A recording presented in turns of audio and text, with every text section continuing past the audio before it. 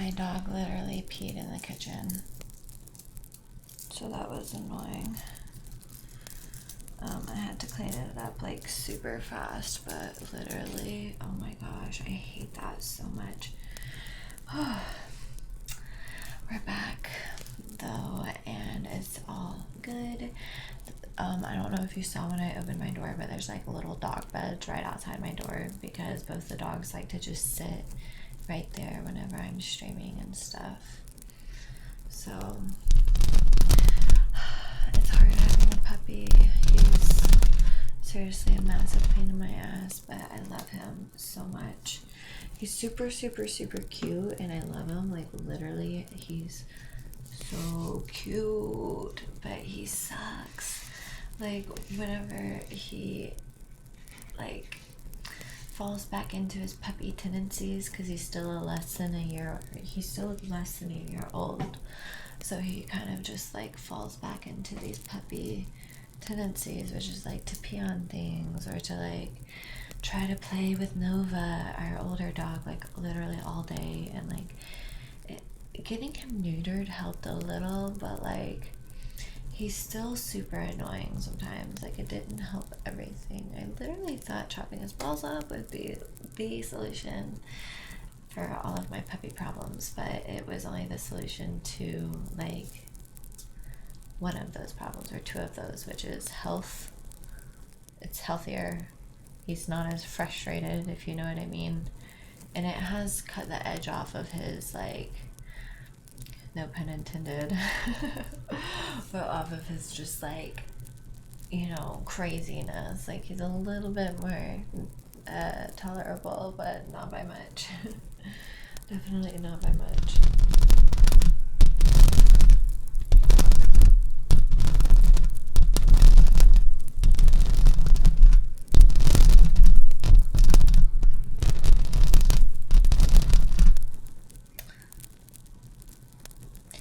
This is my paint blobs. I'm going to use this white space to actually mix the colors. I recommend taking time periodically at the beginning and throughout your painting to just mix the colors you need, because it's going to make your painting look so much better.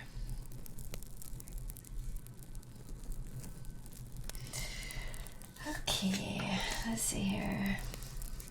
And I personally like these palettes because it's palette paper. When you're done with the palette, you just peel it off and there's another piece of paper underneath, which is nice. It's a really clean and easy way to, you know, paint, in my opinion. So it's kind of like a palette paper sketch pad type of thing. Alright, I'm first gonna mix a nice light shade of blue.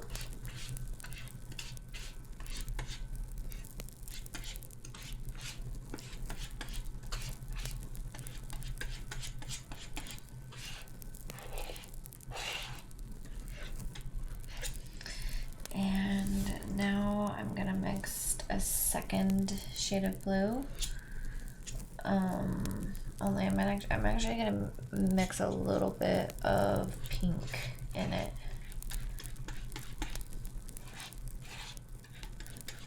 And that's gonna give it a purple haze. So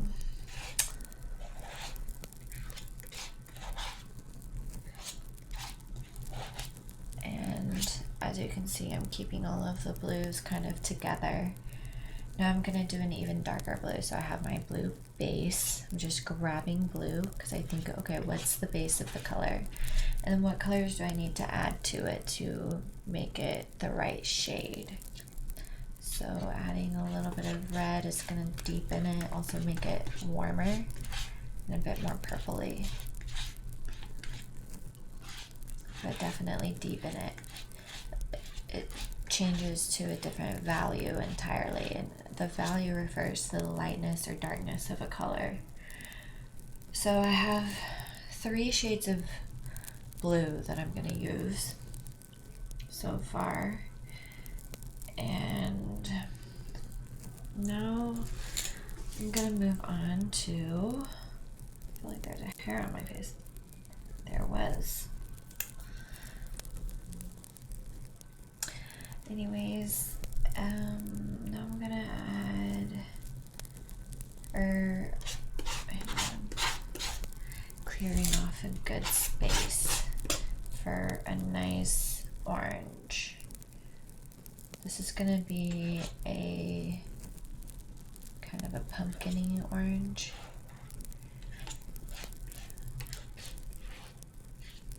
Now I've got a nice mustard.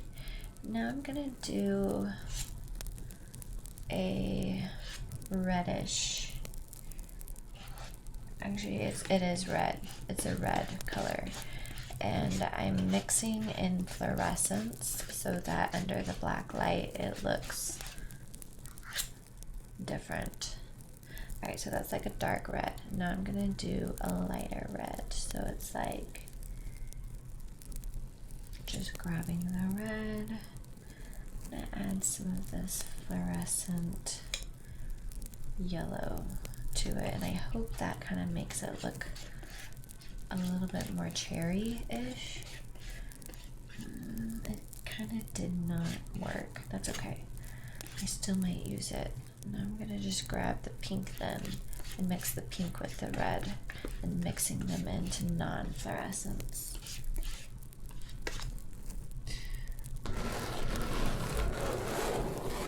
And this is a perfect time to mix because my second layer is drying, because as you guys saw, I painted over my painting, so it's drying at the moment.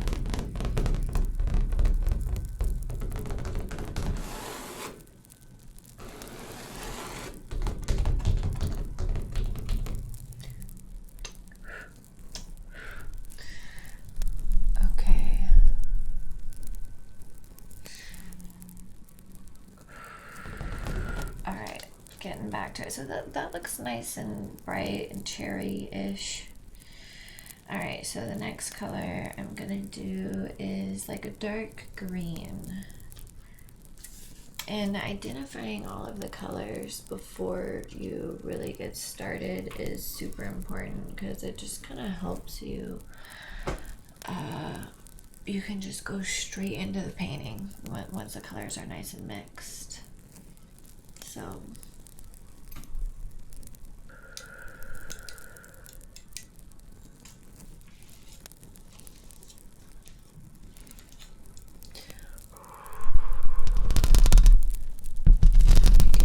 ear some love because it's not as close to my mouth, but hopefully it picks up the brush strokes pretty well.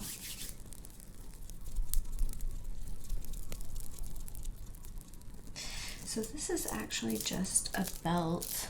It's literally just a belt, but I put it around my waist and it looks like jewelry. So I got it from my mom's closet, actually. Isn't that funny? My mom and I help each other. I help her and she helps me. It's just the way it is. All right. I think this is the brush I want to use.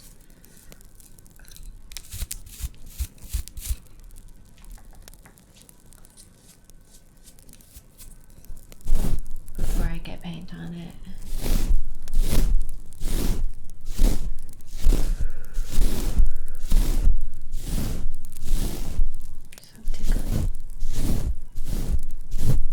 ASMR.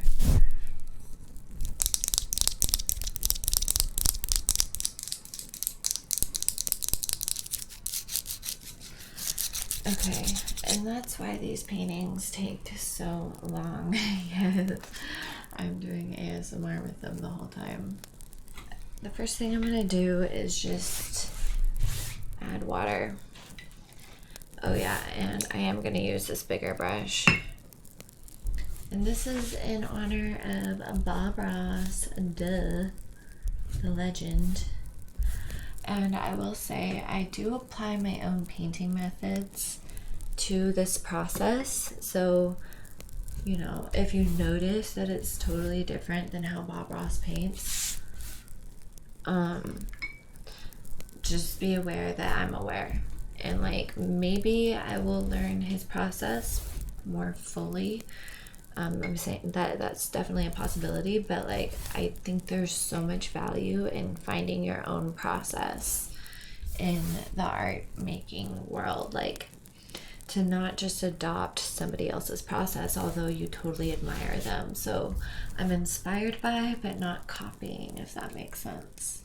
And I'm grabbing the light blue paint, and I'm just gonna go side to side.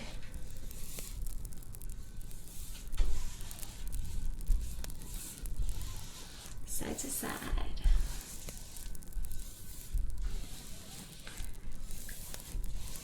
And I do super like that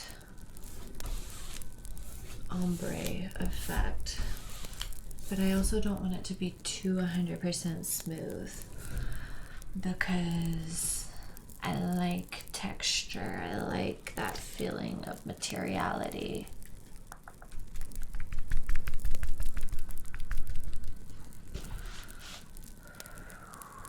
Alright, I'm gonna add my mountains, and I guess I'm just doing a off-centered M, and yeah, that looks cool. I'm gonna make it a little bit deeper in here. Now, if you want something to look like it's back in the distance, helpful tip is to make it more purpley. I don't know why, but purple looks distant. And also make it less saturated and less contrasted. So if you don't want it to look like it's close to you, less contrast and less saturation. So being able to identify where the contrast might be happening is important. So, and where it might be too saturated. So just really take time to look at your piece, look at your mountains. If they're in the distance, ask yourself, does it feel far away? And if there's harsh lines or whatever, get rid of those lines, soften it up, and that's gonna make it feel more distant. But really, you kind of have to just play with it. And finding the right brush strokes too can really add a lot to your painting. All right, now these mountains I'm about to do are even closer than the mountains before. So it's more contrast, you see? It's more saturated as well. So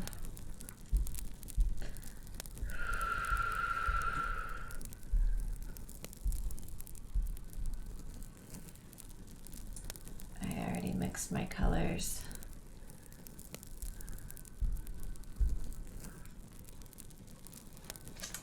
So it's making it easy, but I'm running out of,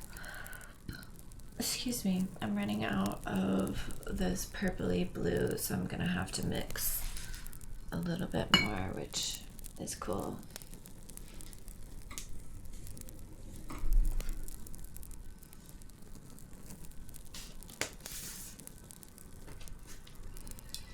Okay, so let's just grab the blue.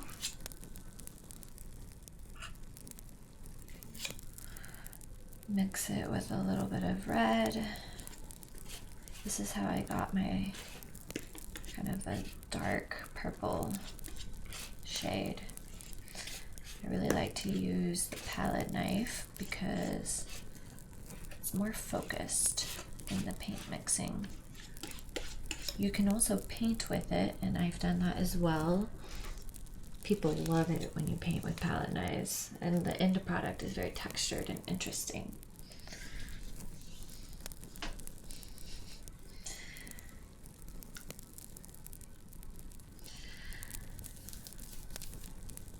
Okay.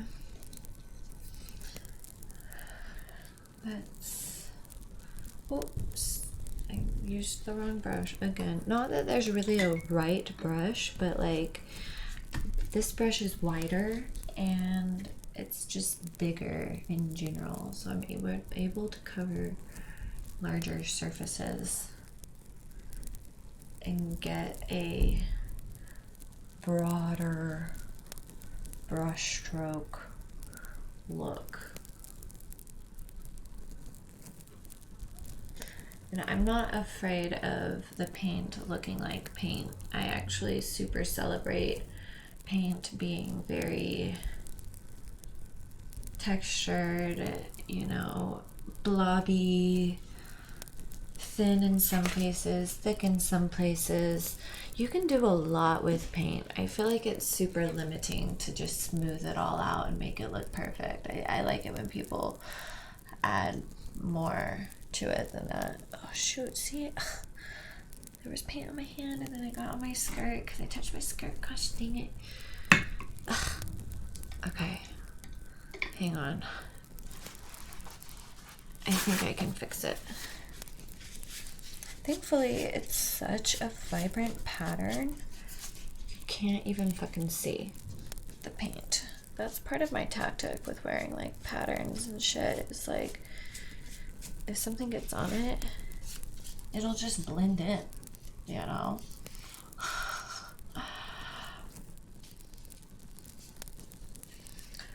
So, all right.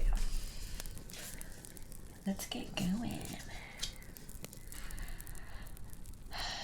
So technically there is gonna be a tree in here and there's gonna be like trees up in here. Before I go for that, I need to kind of plot out where my lake, there's gonna be a little body of water here coming off the edge, and there's also going to be land up front, and then there's trees all in here. So I am essentially just going to take this brush, which I really like because it's a long handle, so I can maintain my distance from the canvas. You see, I'm not like really close up to the canvas. I'm nice and distant, and I like the fact that it's pointed because that's gonna allow me to kind of draw with the paint. The flatter brushes get a totally different effect where it's more of a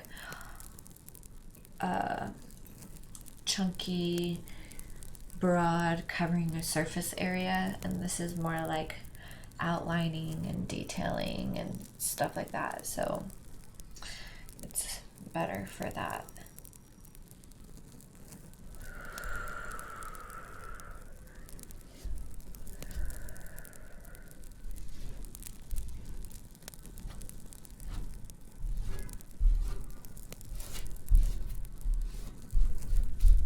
Okay.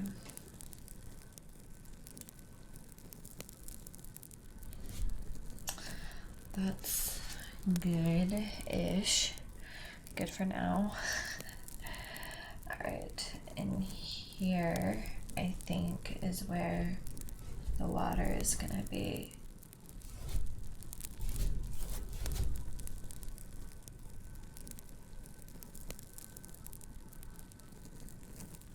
And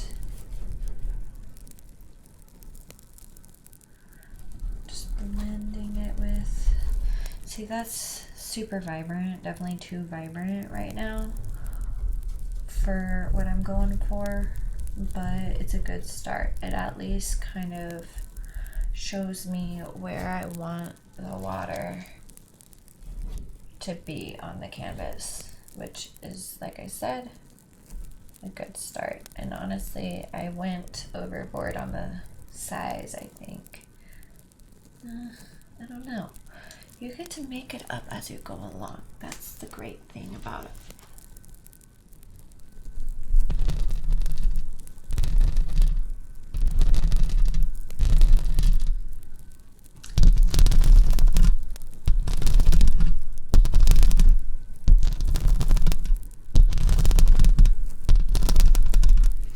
Scratching the roads is such a nice trigger. Okay, so the next thing do is really that needs to dry before I add a ton of paint over it, because in this blank area I definitely want paint, trees, but the blue needs to dry. So I'm going to focus up here where there's not a lot of paint, and by the time I'm done right here, hopefully that will be dry on the left side. So yeah, that's the goal. I think it should work. Actually, I'm gonna use this medium brush so I can create more brush marks in this area so it feels closer to the viewer. But I do feel the need to mix a few other shades of yellow. Otherwise it's just not gonna look right. So grabbing the white, then a little bit of yellow.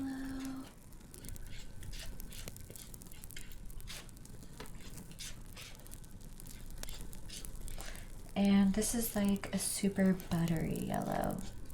And if it snags a tiny bit of microscopic amount of paint on the sides from the other colors, like from the other blobs around it, that's okay. In fact, it's welcomed because it kind of adds depth to the color and makes it more interesting rather than just pure color. Like, ew, stay away from just pure color. You want it to be a little muddy at times. I mean, you can add pure color in your painting. Just be aware of where you're putting it and be aware of how you're using it. And if you want it to be effective, in my opinion, doing it in select places is going to make it feel more intriguing, I think, for the viewer. I like the sounds that happen when you mix it. All right, I like that. We'll see how it looks once I get started. And again, if it's not right, just keep painting it, changing it, finessing it until it looks right. That's my goal, or that's the goal.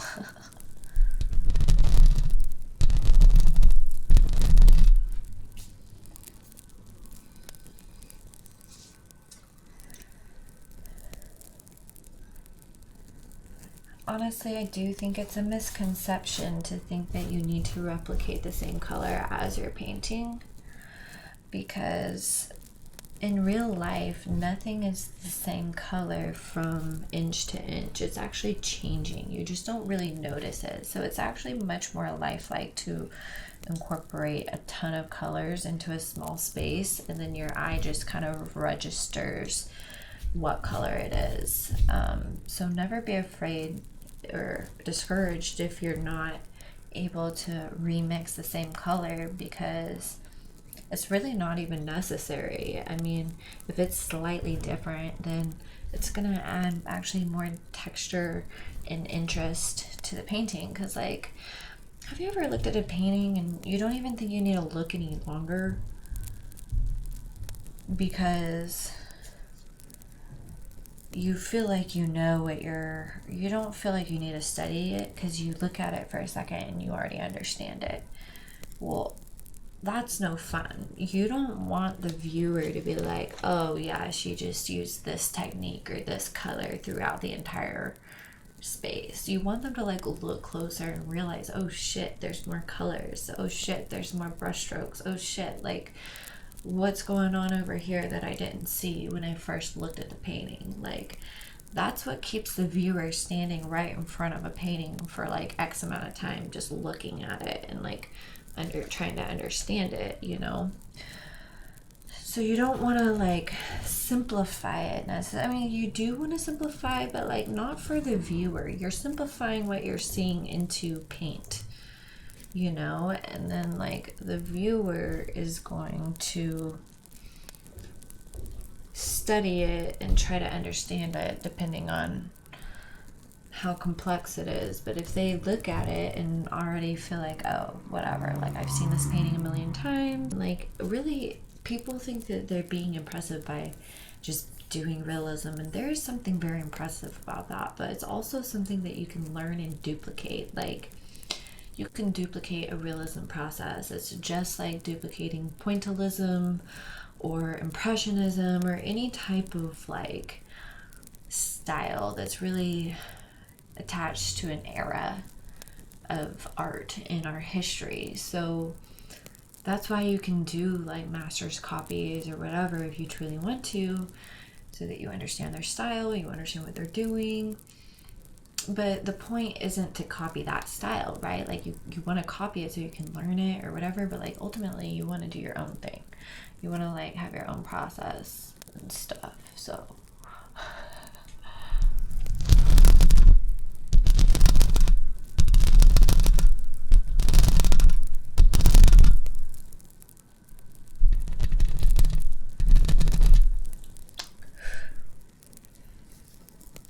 okay, adding more colors. We're just going to use this flat brush, and we're going to use a big, confident brush strokes. And it's really just going to be color, and then you're going to be able to make sense of it, hopefully, and identify what it is that I'm painting by the time it's done. Oh shoot, but I forgot. Okay, hang on, I gotta paint these little evergreens in the back.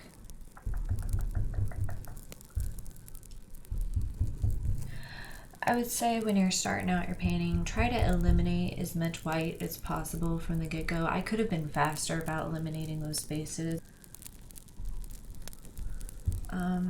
Because a lot of times you get hyper-focused on one thing and it's going to hold you back from just continuing it, and you don't really know the answer to the painting. Like, you don't really know what you need to do until all of the white space is gone. Those final touches, that's what really makes your painting awesome. So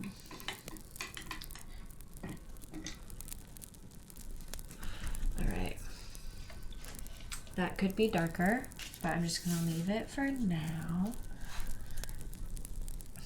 And let's go ahead and just add these other trees up front. I'm running out of this nice shade because it's like yellow. It's a little bit of yellow ochre.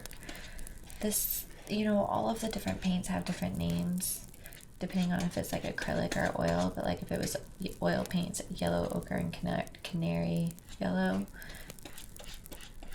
There's also a lemon yellow, which is a little bit lighter than the canary.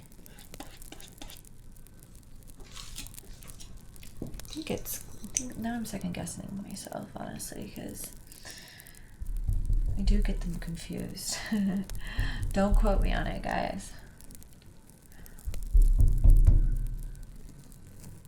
And it also has to do with the brand of paint as well. Sometimes the brand of paint will change up the names or whatever, but universally they're all kind of the same colors.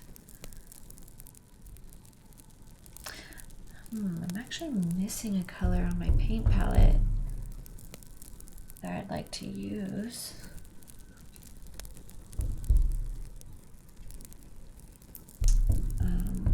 It's a certain shade of brown.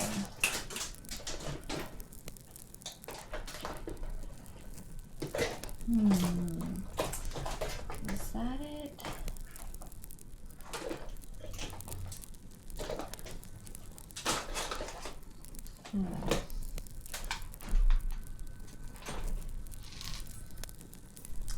I don't know where it is. It's okay. My nails are so bad right now. Like, literally right after this recording, I'm taking them off and trying out my new nail system. We'll see how it goes. Alright, I'm just going to use the colors I have. I'm going to mix red in with this dark brown to get kind of a burnt raw sienna color. Okay, that looks good. Just gonna add a few dark spots in there.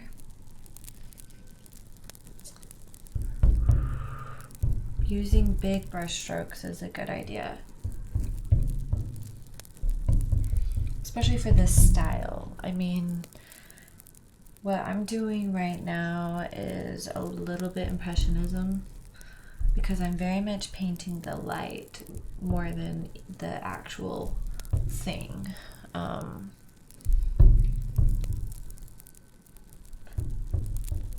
if that's making kind of a drum sound.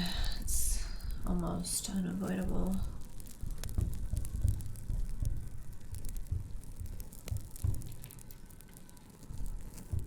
The big brush strokes, I think, just create that super spontaneous look.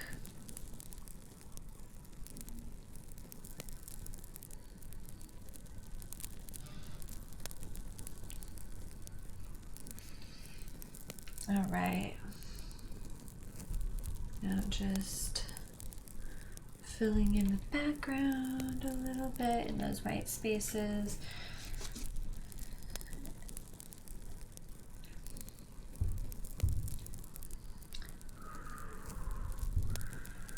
Nice. Okay, now this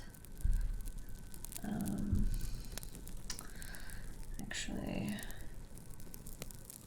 just gonna add a little bit more. We'll work on that later. Like, it needs work, but it needs to dry first before I get too crazy with it.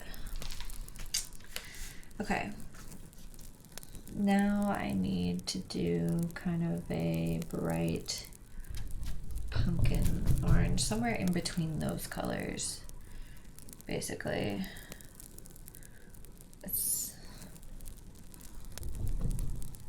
Yeah, this is nice. It's not as yellow or as red as the other two trees.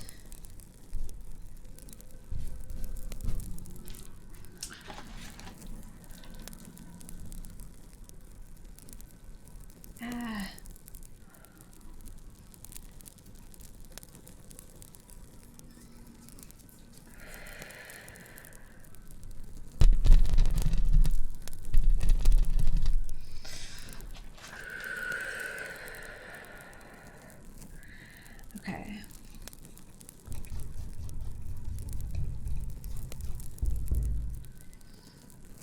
Mixing some of that red in between, and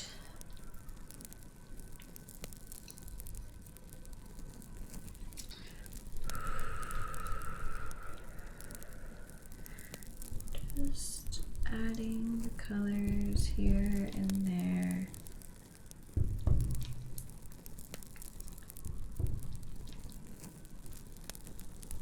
Okay.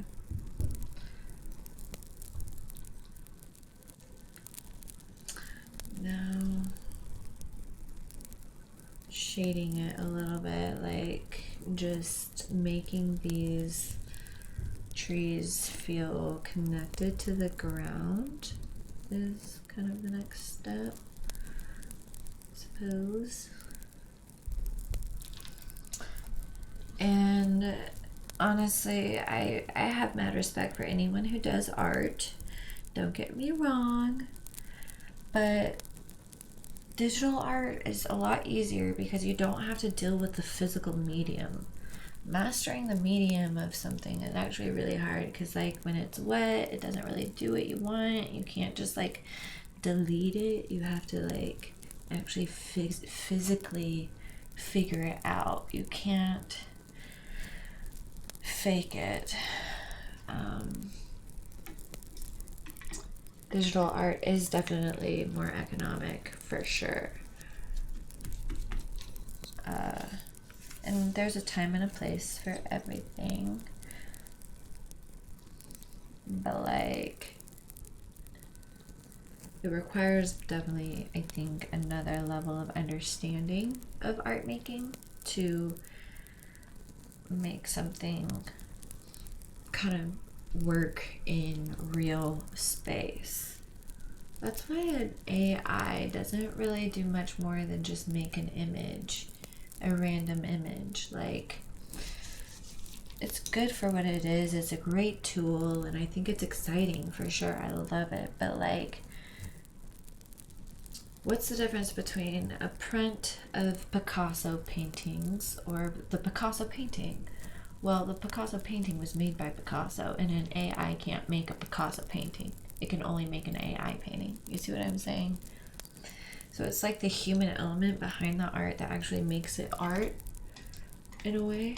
So, yeah.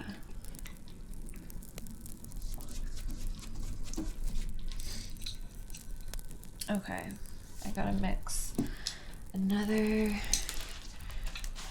shade of orange. So I actually need my fluorescent orange, and I'm gonna mix it in with the colors that I have. But the fluorescents are more expensive, so I use less. Just naturally, I use less. The tubes are smaller, they cost a lot more money. So,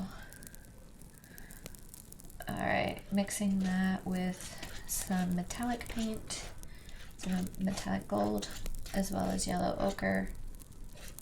That's such a nice color though, I love it.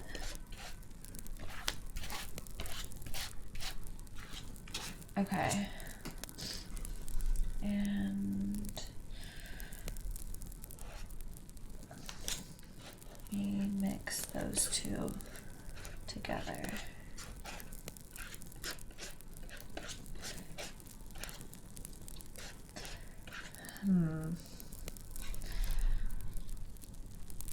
So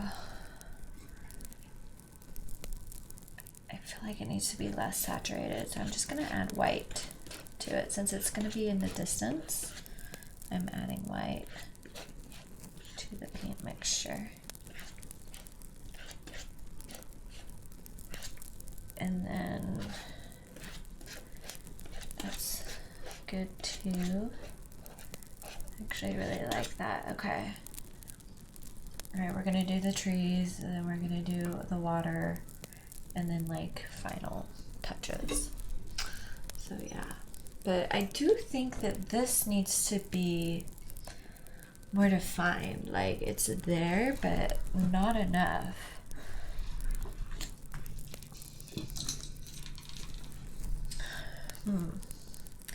It's a relatively easy solution. You just make it a little darker.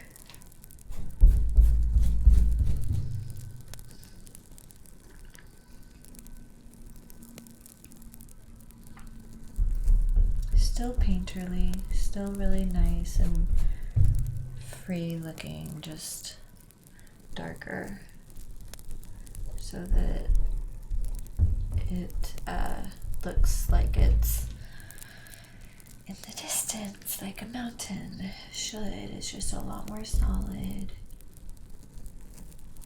a lot more awesome. Okay, getting there, almost there, not quite, but almost. Usually I try to stay away from like outlining things.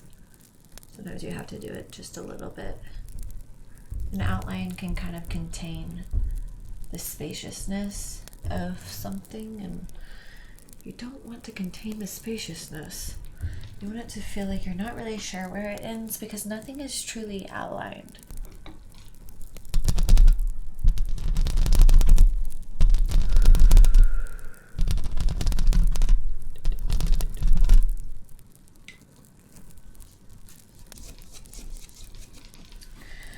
Alright, so I've got this nice desaturated orange color. That's what I'm going to use for the trees back here. I really like this fall painting. I definitely like it better than the painting that was underneath. I think I definitely upgraded. And I love having that story of having buried paintings underneath the paintings. It's just so cool. Because it's like how I am as a person. I mean, you're gonna see one layer of me, but there's always another layer that you'll never see. And, you know, you can think what you want about what you see, but there's history that isn't really meant for everyone to know, you know? And that's kind of how the painting is as well. That's why it's like more human to have a history of like, oh, it's been one thing, but now it's something else. Like, it's actually really, really deep painting in layers, and it's not totally original. I'm not taking credit for the idea. I think a lot of artists have explored this idea in their own way. But nothing is original, trust me. There's always an origin story to everything. So, my nose itched. I wasn't picking my nose, but if I was, who cares? No, but really. Yeah, this is starting to look super, just kind of like how I want it to look.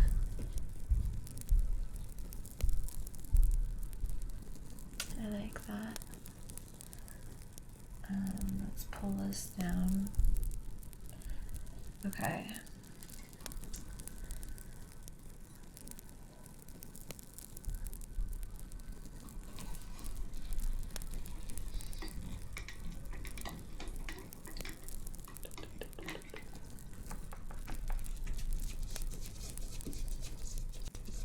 Wow, I can't believe I've been recording for so long.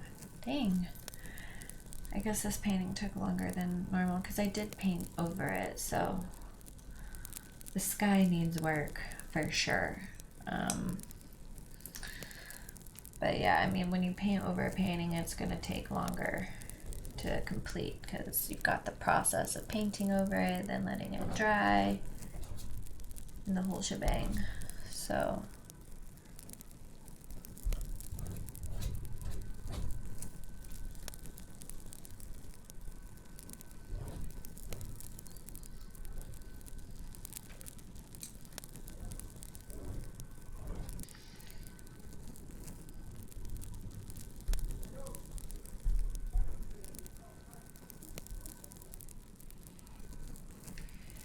making it darker here in the distance.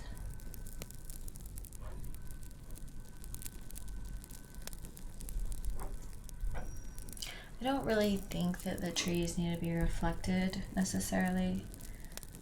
I mean, I can add just a little bit, but I think when you're this far away from it, you're not really going to see much of a reflection when it's like that far in the distance. Because again, that's detail. And when something is far away, if it has too much detail, it's going to appear closer to you. Like your brain typically registers detail when it's like closer to you as the viewer. And we want the water back there to feel further away than like everything up here.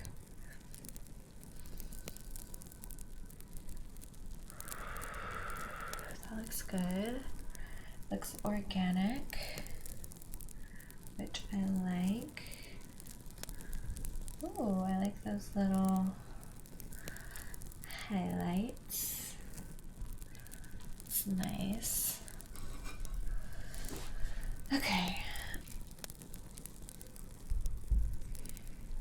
Alright, in here I do think it needs to be just a little bit lighter. I like the blue I added, but it just needs to be a bit lighter.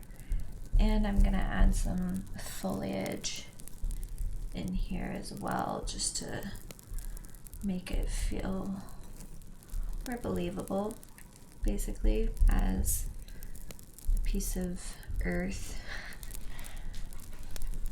And already I'm really liking how this is turning out.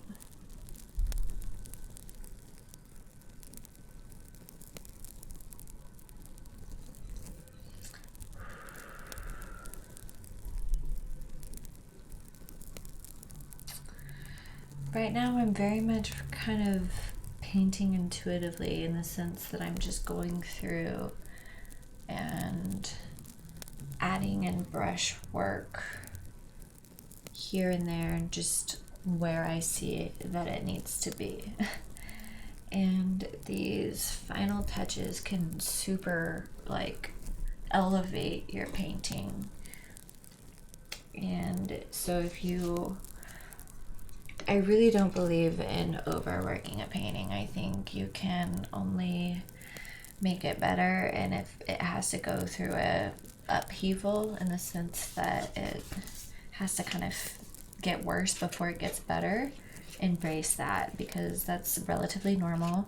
It's kind of like surgery.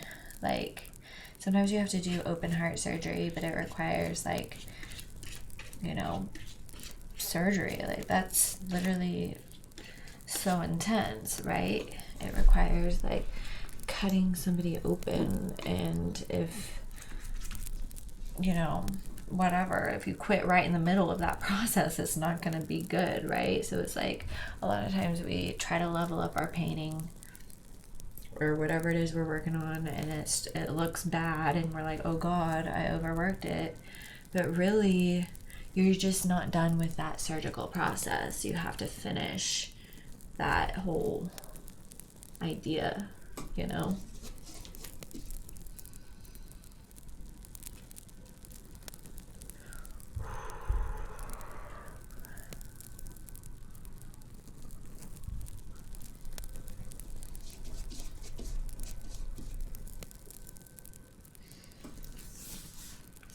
Alright, I'm actually gonna set this here. I like to hold my palette sometimes. Sometimes I like it just right in front of me, so I can just grab the paint as I need it.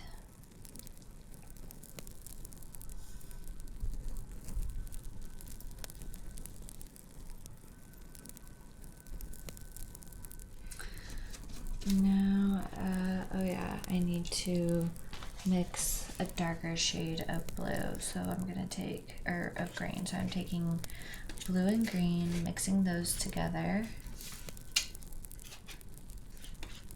and then a little bit of red. That's too much red.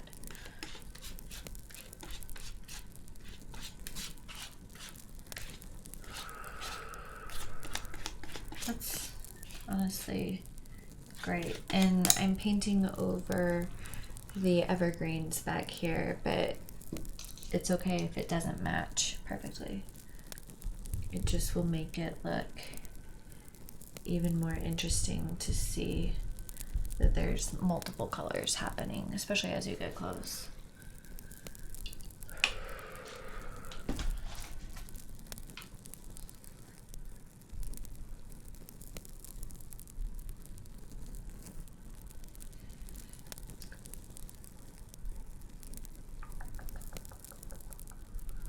Making the evergreen pointiness even pointier, just to separate it from the other trees, because in nature there's a bunch of different textures, and even if it's a subtle difference, it's, you know, it's still nice to have some variety in your brush mark making and whatnot.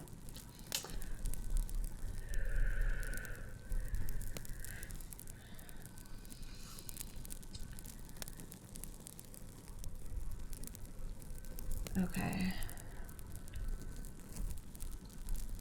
I do like that. Now,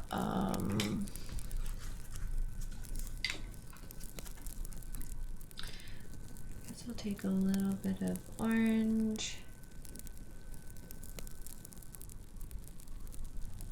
It's like, I kind of want to make that a bit leafier up front. Just in a few places.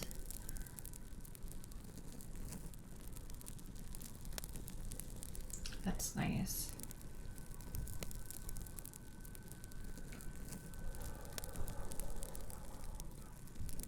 That's nice too.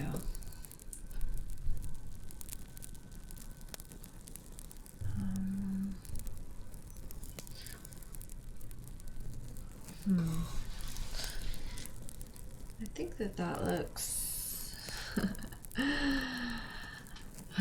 when you start being like, I don't know, you're kind of overthinking it, because usually it's like you need to stop when you start being like hyper obsessing.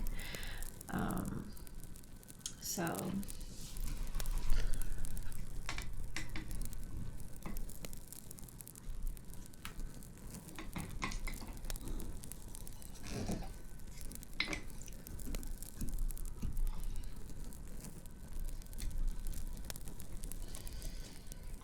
okay, now I'm going to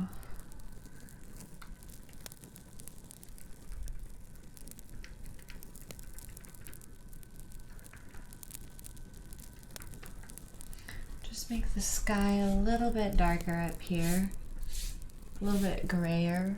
I'm gonna have it kind of ombre.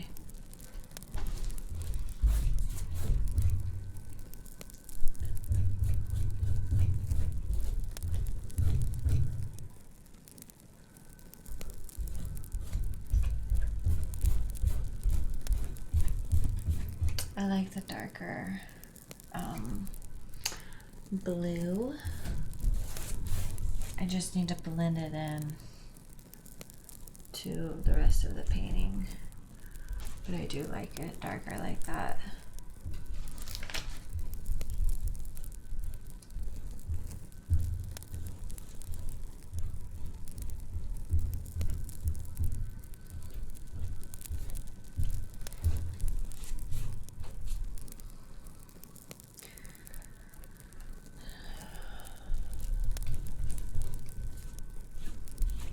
I knew I needed to work on the sky again, so that's what I'm doing, is just addressing it one more time before I call it good.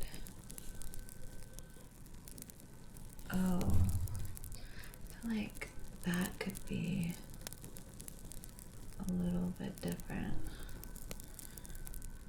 Hang on.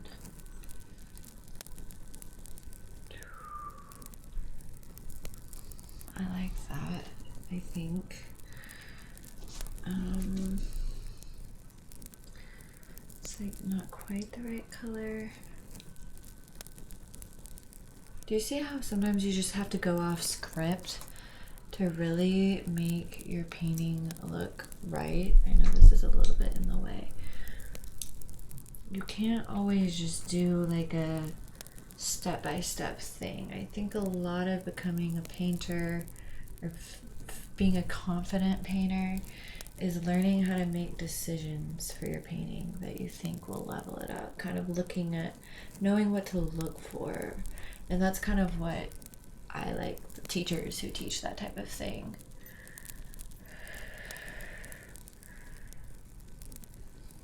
And here it just doesn't quite have the flow. I mean, that does look better. Not quite what I want.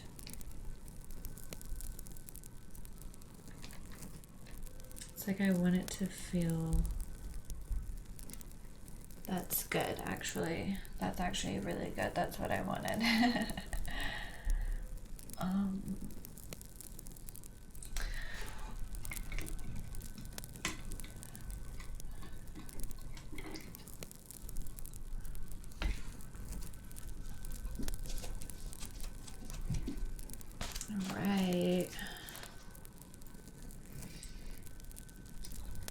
just gonna smear a few white kind of clouds.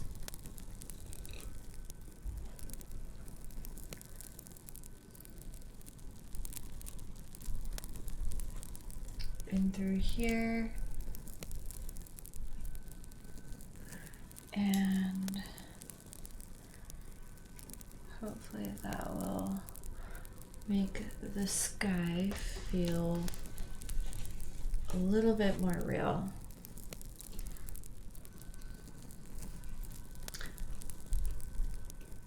Having that believability isn't really about realism, strangely. It's about just kind of capturing something, the essence of something, really, is the best way to put it.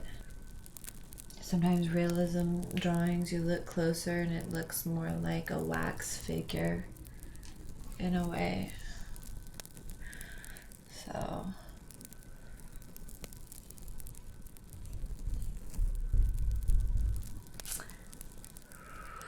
adding just this kind of purplish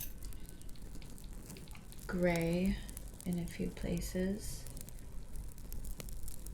to make it feel even more distant.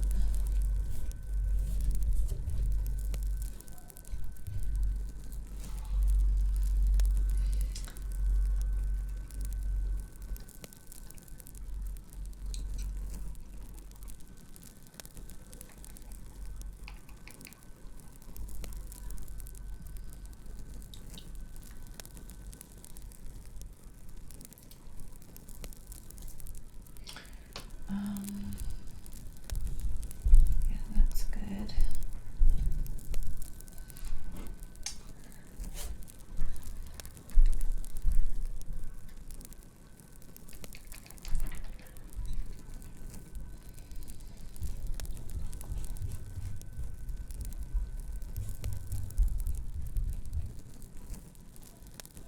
I like that. Just makes it feel, I don't know, a little more believable. I love it. I think it might be done, actually. It's always hard to know when a painting is done. Seriously.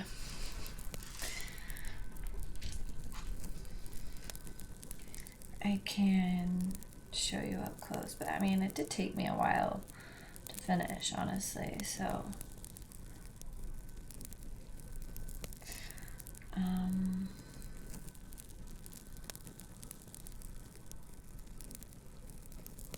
Oh, thank you. I think it turned out really nicely. I guess there's might need to be a little bit more contrast here at the bottom of the painting. It's funny because the more you look, the more you see. I hope you like it.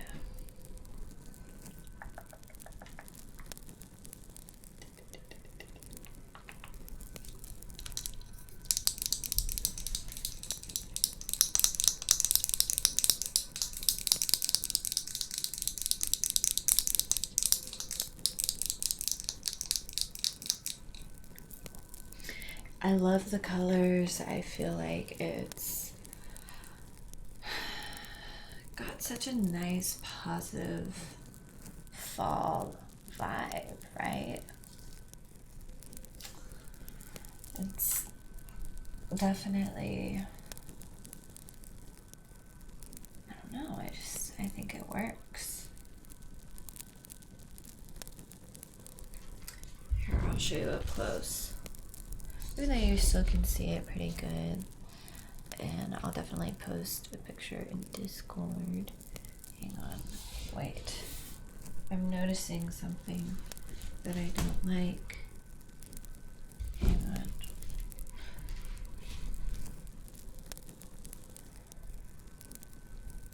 There.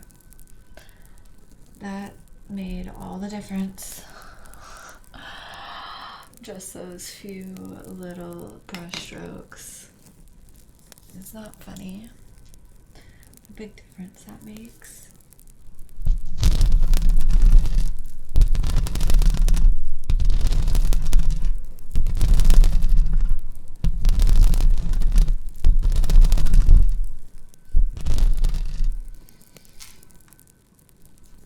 Alright, let's look at it up close again.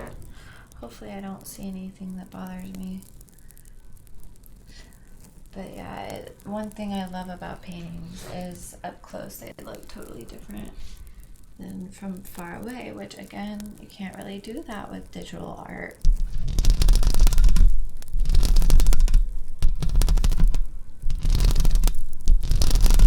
But anyway, I think it looks awesome. I'm actually gonna put this on Etsy.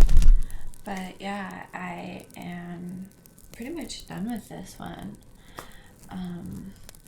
So, I mean, I think it would be good to paint another pumpkin painting, because why not? I already have more. I mean, I have paint on my paint palette already. I just need to get up and grab another canvas.